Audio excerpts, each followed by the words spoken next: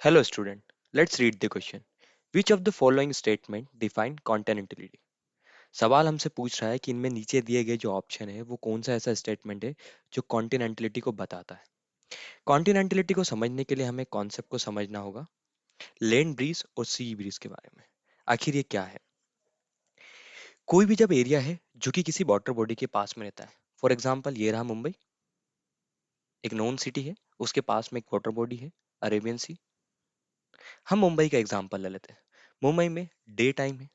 Day time होने के कारण क्या हो रहा है कि यहाँ पे जो सन की रेज है वो वाटर बॉडी और लैंड मास दोनों पे बराबर हो रही है। लेकिन कोई भी जो लैंड मास होता है वो वाटर बॉडी के कंपेयर में बहुत जल्दी गर्म हो जाता है और बहुत जल्दी ठंडा हो जाता है। लेकिन वाटर बॉडी को टाइम लगता है गर्म होने में और ठंडा होने में।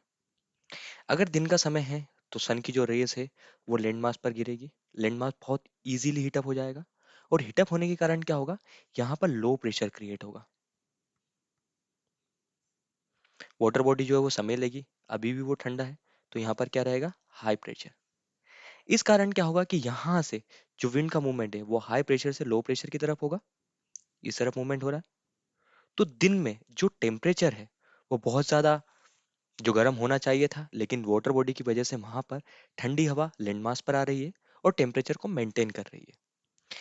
इस ये जो हवा है वो सी एरिया से आ रही है, इसीलिए हम उसे सी ब्रेज बोल रहे हैं। उसी तरीके से हम रात का एग्जांपल देखते हैं। सेम लोकेशन मुंबई है हमारी। रात के टाइम पे जो लैंड मास है बहुत इजीली कूल डाउन हो जाएगा, बहुत जल्दी। तो कूल डाउन होने के कारण क्या होगा, यहाँ पर हाई प्रेशर क्रिएट होगा। लेकिन वाटर बॉडी जो है वो लेट होती है गर्म। इस कारण अब ये क्या होगा, यहाँ पर गर्मी रहेगी, तो ये लो प्रेशर क्रिएट करेगी। तो अब जो विंड का मूवमेंट रहेगा वो किस साइड रहेगा, हाई प्रेशर से लो प्रेशर की तरफ। यानी कि जो गर्म हवा है वो वाटर बॉडी की तरफ चली जाएगी और वहां से जो विंड का मूवमेंट है वो गर्म हवा वापस लैंड की तरफ आएगी। इस तरीके से सर्कुलेशन चलेगा। लैंड की तरफ से हवा जा रही है, इस कारण हम इसे लैंड ब्रीज बोल रहे हैं।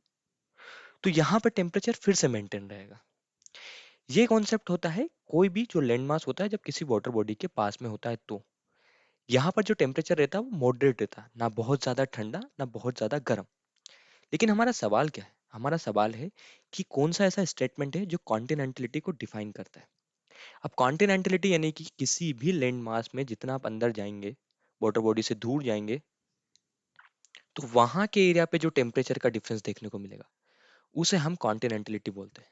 इस एग्जांपल में हम देखते हैं दिल्ली में। दिल्ली में अगर आप देखेंगे तो गर्मियों के टाइम पे बहुत ज्यादा गर्मी रहेगी और ठंड के टाइम पे बहुत ज्यादा ठंड रहेगी। इसी को हम कॉन्टिनेंटलिटी बोलते हैं कि जैसे जैसे आप वाटर बॉडी से दूर जाएंगे वहां पर टेम्परेचर का जो डिफरेंस रहेगा सीजन्स का वो बहुत ज्यादा रहेगा। और यही हमारा की कॉन्सेप्ट है। हम स्टेटमेंट को देखते हैं कि सारे स्टेटमेंट क्या बोल रहे हैं और फिर चूज करते हैं कि कौन सा स्टेटमेंट हमारे लिए सही है। पहला स्टेटमेंट बोल रहा है in continentality summers are normal but winters are very cold. नहीं, समर्स भी एक्सट्रीम होते हैं। In continentality summers are very hot but winters are mild. नहीं, विंटर्स भी बहुत ज्यादा ठंडे होते हैं। In continentally summers are very hot and winters are very cold. तो इसका सही आंसर सी ही रहेगा कि यहाँ पर समर्स होते हैं वो बहुत ज्यादा हॉट होते हैं और विंटर भी बहुत कोल्ड होता है।